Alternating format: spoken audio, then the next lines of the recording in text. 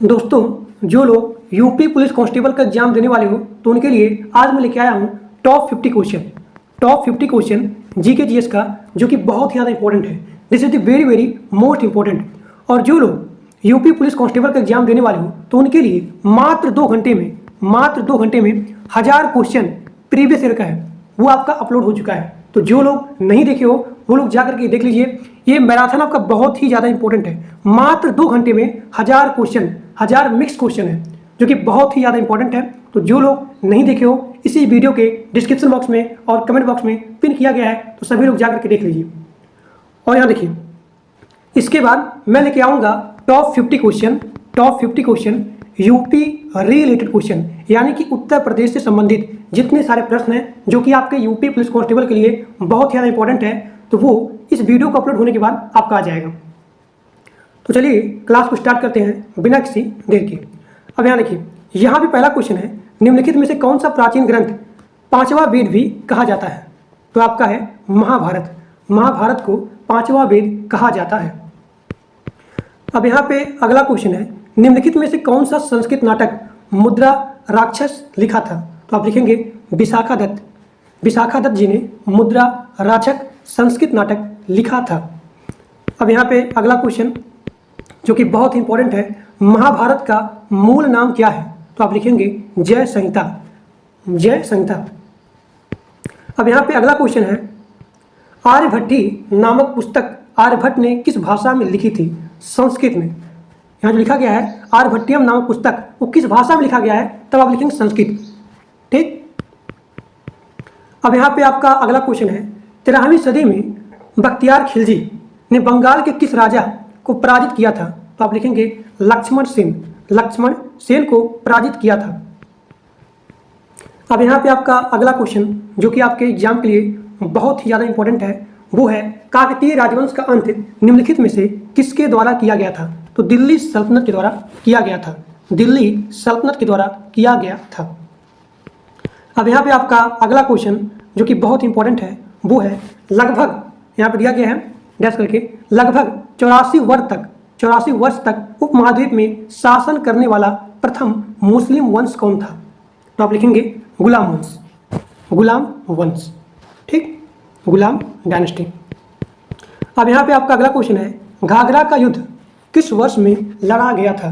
तो आप लिखेंगे 1529। 1529 में घाघरा का युद्ध लड़ा गया था। अब यहाँ पे आपका अगला क्वेश्चन है, निम्नलिखित मस्जिदों में से किसका निर्माण मुगल सम्राट शाहजहां द्वारा किया गया था? तो जामा मस्जिद, जो कि कहाँ पे है? दिल्ली में। तो जामा मस्जिद का निर्माण मुगल सम्राट शाहजहां द्वारा किया गया था। अब यहाँ पे आपका अगला क्वेश्चन है, निम्नलिखित में से कौन सा स्मारक मध्य प्रदेश राज्य में स्थित नहीं है? यहाँ पे लिखा गया स्थित नहीं है। अगर पूछा जाए निम्नलिखित में से कौन सा स्मारक मध्य प्रदेश राज्य में स्थित है, तो यहाँ देखिए, ग्वालियर का किला, बांधवगढ़ का किला, फिर यहाँ पे असीरगढ़ का किला, इस सारे किले एमपी में हैं। लेकिन यहाँ पे जंजीरा का किला, ये जो है मध्य प्रदेश में स्थित नहीं है।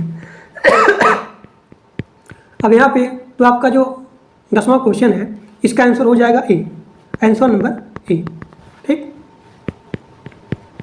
अब यहाँ पे आपका अगला क्वेश्चन है, अस्थाई बंदोबस्ती लागू होने के समय वर्तमान, यहाँ देखिए, अस्थाई बंदोबस्ती लागू होने के समय वर्तमान का राजा कौन था? तो आप लिखेंगे तेजचंद। तेजचंद। ठीक। अगला क्वेश्चन बताइए, भारत में पहली यात्री रेलगाड़ी निम्नलिखित में से किस राज्य में शुरू की गई थी? किस राज्य में शुरू की गई थी? महाराष्ट्र, तमिलनाडु, उत्तर प्रदेश, पश्चिम बंगाल। तो इसका आंसर हो जाएगा महाराष्ट्र। ठीक। अब यहाँ पे आपका अगला क्वेश्चन है, निम्नलिखित में से शुरू की गई नई राजस्व प्रणाली को रैयतवाड़ी बंदोबस्त के रूप में जाना जाता है। तो इसका आंसर क्या होगा? इसका आंसर होगा बॉम्बे डेक्कन। बॉम्बे डेक्कन में से, यहाँ देखिए, यहाँ दिया गया है निम्नलिखित में से शुरू की गई राजस्व प्रणाली को रैयतवाड़ी बंदोबस्त के रूप में जाना जाता है। तो बॉम्बे डेक्कन को रैयतवाड़ी बंदोबस्त के रूप में जाना जाता है। अब यहाँ पे आपका अगला क्वेश्चन है, 1793 में किस वायसराय के शासन में बंगाल की अस्थायी बंदोबस्ती लागू की गई थी? तो किस वायसराय के शासन में? तो आप लिखेंगे लॉर्ड कॉर्नवालिस, लॉर्ड कॉर्नवालिस के शासन में। अब यहाँ पे आपका अगला क्वेश्चन है, भारत के राजनीतिक प्रयासों का लक्ष्य स्वराज था। तो दादा भाई नौरोजी जी ने इस लक्ष्य की घोषणा कब की थी? तो आप लिखेंगे कलकत्ता अधिवेशन 1906 में। भारत की राजनीतिक प्रयासों का लक्ष्य क्या था? स्वराज था। तो दादा भाई नौरोजी जी ने कलकत्ता के अधिवेशन में 1906 में इसका घोषणा किया था, इसका डिक्लेरेशन किया था। अब यहाँ देखिए, यहाँ पे आपका अगला क्वेश्चन है, 1893 में विश्व की धर्म संघी संसद में भारत का प्रतिनिधित्व किसने किया था? आपके सामने यहाँ पे आंसर दिया गया है स्वामी विवेकानंद, यहाँ पे ऑप्शन दिया गया है स्वामी विवेकानंद, लेखराज खूबचंद कृपलानी, फिर यहाँ पे भक्त विनोद ठाकुर, फिर यहाँ दिया गया अगला आपका ऑप्शन उपासनी महाराज। तो इसका आंसर क्या होगा? इसका आंसर होगा स्वामी विवेकानंद, स्वामी विवेकानंद। अब यहाँ पे आपके सामने दिया गया अगला क्वेश्चन, वेल्लूर मठ कहाँ पर स्थित है? तो वेल्लूर मठ आपका पश्चिम बंगाल में स्थित है।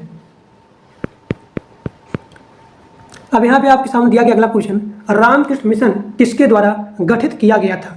तो रामकृष्ण मिशन स्वामी विवेकानंद के द्वारा यहाँ पे गठित किया गया था। अब यहाँ पे अगला क्वेश्चन दिया गया है, इनमें से कौन सा स्वतंत्रता सेनानी मोतीलाल नेहरू के साथ स्वराज पार्टी के सह संस्थापक थे? अब यहाँ पे आपके सामने ऑप्शन दिया गया है रास बिहारी घोष, अंबिकाचार्य मजूमदार, फिर यहाँ पे चित्तरंजन दास। तो आपके सामने यहाँ पे दिया गया है चित्तरंजन दास। तो यही आपका आंसर है। इनमें से कौन से स्वतंत्रता सेनानी मोतीलाल नेहरू के साथ स्वराज पार्टी के सह संस्थापक थे? तो चित्तरंजन दास जी ने, यहाँ पे चित्तरंजन दास थे, वो मोतीलाल नेहरू के साथ स्वराज पार्टी के सह संस्थापक थे। ठीक। अब यहाँ पे अगला क्वेश्चन है, स्वराज पार्टी की स्थापना किस वर्ष में की गई थी? तो स्वराज पार्टी 1923 में किया गया था। अगला क्वेश्चन, 1922 में गांधी जी द्वारा असहयोग आंदोलन यानी कि सिविल डिसोबीडियंस मूवमेंट आंदोलन को वापस लेने का मुख्य कारण क्या था? तो आप लिखेंगे मुख्य कारण भीड़ में उत्तर प्रदेश के चौरी चौरा में एक पुलिस स्टेशन में आग लगा दी गई थी, इसीलिए इसको वापस लेना पड़ा। ठीक। तो इसका आंसर हो जाएगा आंसर नंबर ए। अब यहाँ पे अगला क्वेश्चन दिया गया है, अली बंधु शौकत अली और यहाँ मोहम्मद अली द्वारा भारत में किस आंदोलन का नेतृत्व किया गया था? बताइए इसका आंसर क्या होगा? तो इसका आंसर होगा खिलाफत मूवमेंट, खिलाफत आंदोलन। Answer number D. Question number 25 आपका है, भारत के संविधान के परिप्रेक्ष्य में दिए गए कथनों में से कौन सा असंगत कथन को चिन्हित करें? तो आपका यह भारत की नियमावली पुस्तक है, सही। इसमें कानूनी शासन को कूटबद्ध किया गया है, सही है। यह मूलभूत राजनीतिक मूल्यों को प्रतिबिंबित करता है, सही है। फिर यहाँ पर दिया गया डी वाला ऑप्शन कि यह एक वैधानिक दस्तावेज नहीं है। ठीक। तो ये आपका गलत है। तो यहाँ पे जो आपका आंसर हो जाएगा वो है डी, आंसर नंबर डी। अब यहाँ पे अगला क्वेश्चन दिया गया है, किस कैबिनेट मिशन ने भारतीय संविधान के निर्माण के लिए हेतु एक संविधान सभा का प्रस्ताव रखा था? तो आप लिखेंगे this is the very very easy question and most important question. वो आपका है कैबिनेट मिशन योजना 1946। इसी में जो है भारतीय संविधान के निर्माण के लिए एक संविधान सभा का प्रस्ताव प्रपोजल रखा गया था। ठीक। अब यहाँ पे अगला क्वेश्चन है, संविधान सभा के पहले सत्र का आयोजन 1946 में था। भारत का सर्वोच्च कानून किसे कहा जाता है? तो इंडियन कॉन्स्टिट्यूशन।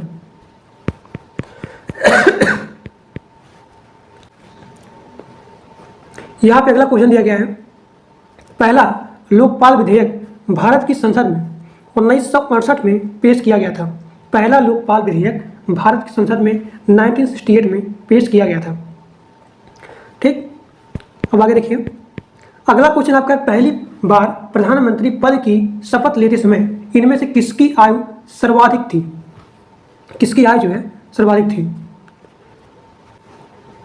तो मोरारजी देसाई की आयु सर्वाधिक थी। मोरारजी देसाई की जो आयु थी वो सर्वाधिक थी। अब यहाँ पे अगला क्वेश्चन दिया गया है, इनमें से किस अवसर पर चंद्र ग्रहण यानी कि लूनर इलिप्स होता है? तो पूर्णिमा को होता है, पूर्णिमा को होता है। अगला क्वेश्चन है, यूरेनस ग्रह की खोज किसने किया था? तो आप लिखेंगे सर विलियम हुर्सेल जी ने यूरेनस की खोज की थी। ठीक।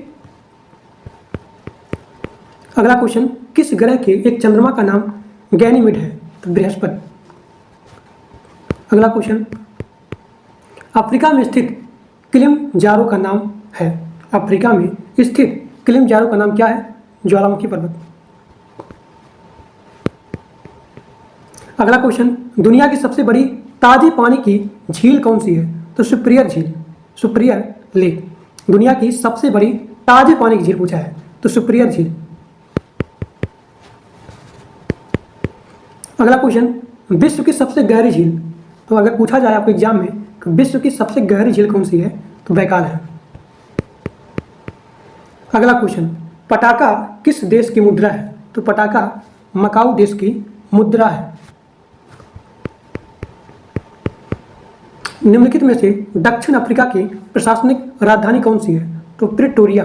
ये क्वेश्चन बहुत ही इंपॉर्टेंट है कि निम्नलिखित में से दक्षिण अफ्रीका की प्रशासनिक राजधानी कौन सी है?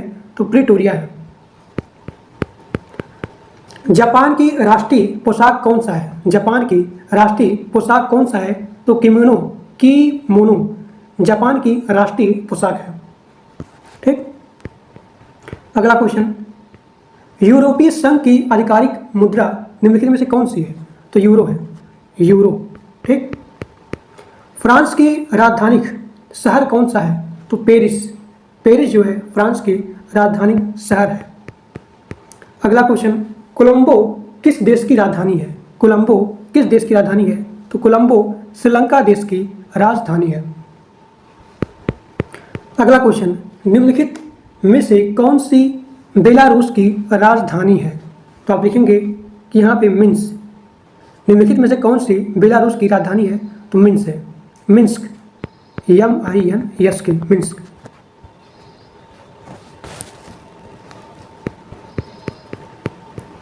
अगला क्वेश्चन, भारत का पहला परमाणु स्टेशन कब स्थापित किया गया था? तो 1969 में।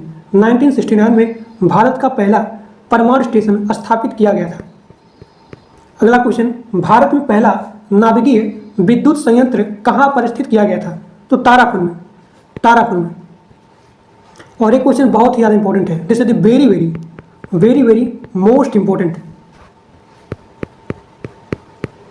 अब यहाँ पे आपका अगला क्वेश्चन और यहाँ पे लास्ट क्वेश्चन है कि भारतीय अर्थव्यवस्था को गति देने वाला परिवहन के मुख्य साधन क्या है? तो रेलवे। ठीक। तो ये आपको हो गया टॉप 50 क्वेश्चन, जो कि आपकी यूपी पुलिस कांस्टेबल के लिए बहुत ही ज़्यादा इंपॉर्टेंट है।